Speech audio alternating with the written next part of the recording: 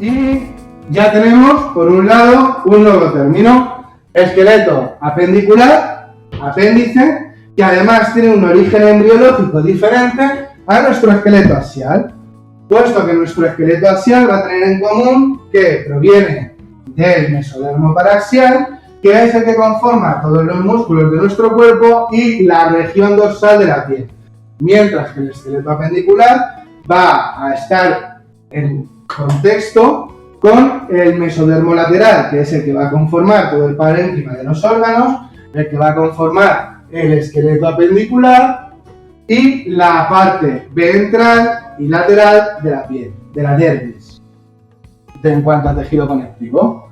De ahí que tengamos estos esquemas y que el hueso no coincida con la raíz del nervio y con la raíz de la piel.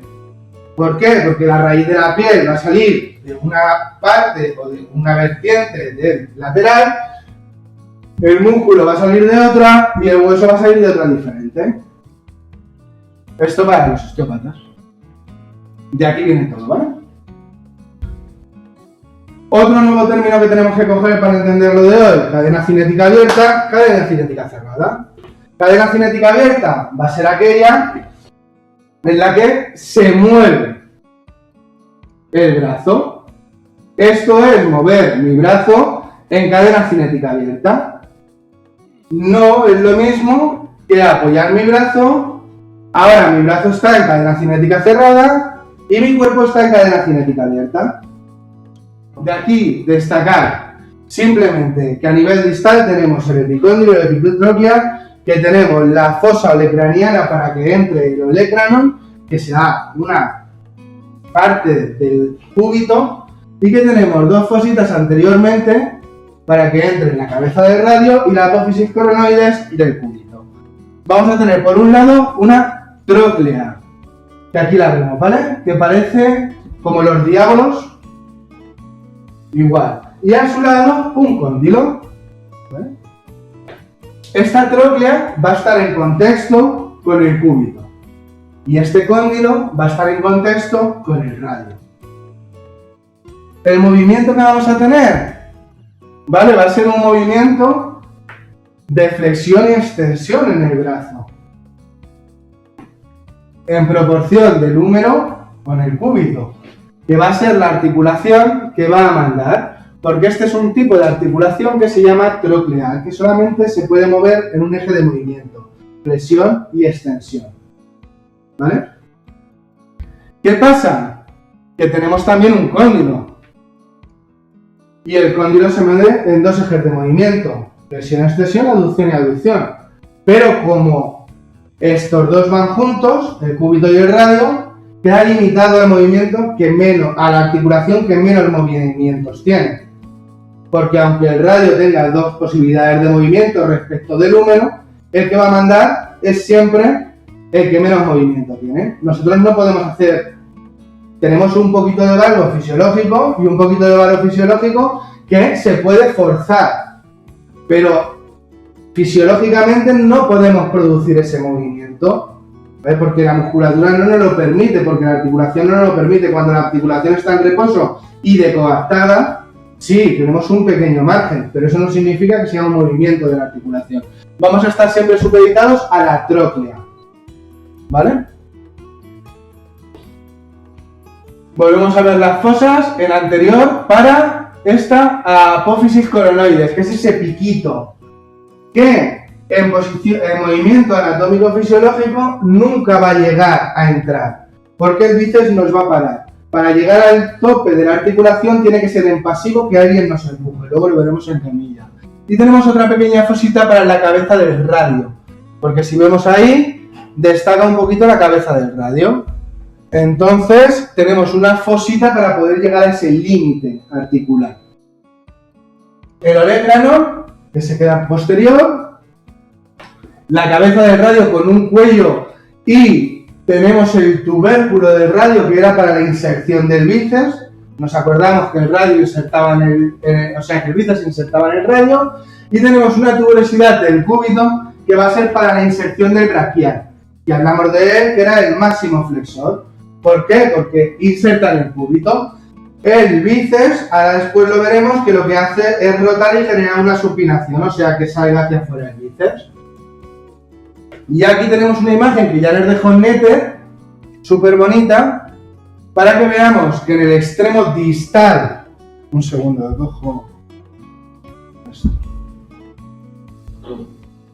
En el extremo distal del radio es casi todo hueso esponjoso, ¿vale? Aquí lo pone en una frase, es casi todo hueso esponjoso con una pequeña cortical. Recordamos que decíamos que el hueso era un tejido conectivo y que la asimilación de cargas se producía gracias a la clavícula que se formaba de ese hueso esponjoso que no estaba mineralizado.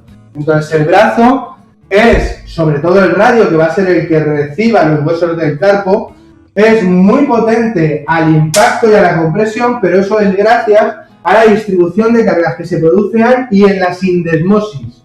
Que la sindesmosis es un tejido conectivo que también proviene del mesodermo lateral, que lo que hace es unir dos huesos, tenemos una aquí y otra entre la tibia y el peroné, y que no se separen, pero aparte genera una distribución de cargas, es decir, cuando algo impacta desde aquí abajo en el radio, lo que hace es ir disipando las cargas en las diferentes variantes de colágeno que se estén produciendo dentro de este tejido conectivo denso.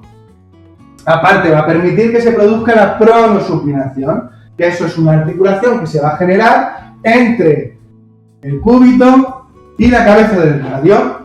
Por eso, cuando nos pongan un cúbito y un radio, tenemos que aprender a diferenciar si es medial, lateral, anterior, posterior. ¿Vale? Nos vamos a quedar con la parte de arriba solamente. Vale, pues para eso tenemos este tubérculo, el del bíceps. El bíceps siempre va a quedar hacia medial, hacia adentro. ¿Vale? Este tubérculo siempre va a quedar hacia medial cuando esté en posición anatómica. Y así lo tenemos que ver. Cuando esté al revés, pues significa o que estamos viendo el otro, estamos viendo el izquierdo, ¿vale? O que está rotado y estamos viendo una visión desde dentro hacia afuera. O cambia la visión o cambia el hueso. Y aquí es donde tenemos la carilla articular que no se ve porque está eso, una carilla articular que está aquí. Perdón. Para la cabeza del radio con el cúbito. Entonces, cuando localicemos un cúbito, tenemos que buscar esa carilla articular. Para saber si el radio es proximal o distal, muy fácil, porque el radio arriba es muy pequeñito y abajo es muy grande. Proximal, distal. El cúbito arriba tiene toda la escotadura y abajo es muy pequeñito y tiene esa estiloides, tanto el radio como el cúbito. Esta es la apófisis coronoides, eso pequeñito que se ve ahí, y esto es el olecrano, que va a ser la parte posterior del codo, que era lo que dijimos que si estuviese separado del cuerpo en un tendón podría llegar a ser la rotura de nuestra rodilla. A nivel distal, recordar que el radio es mucho más grande, que tenemos la apófisis estiloides y que en la muñeca, en el carpo, solo se relaciona en el radio con el carpo. El cúbito no toca los huesos del carpo. Todas las presiones, todos los impactos que recibamos se van a asumir por el radio a nivel frontal, ¿vale?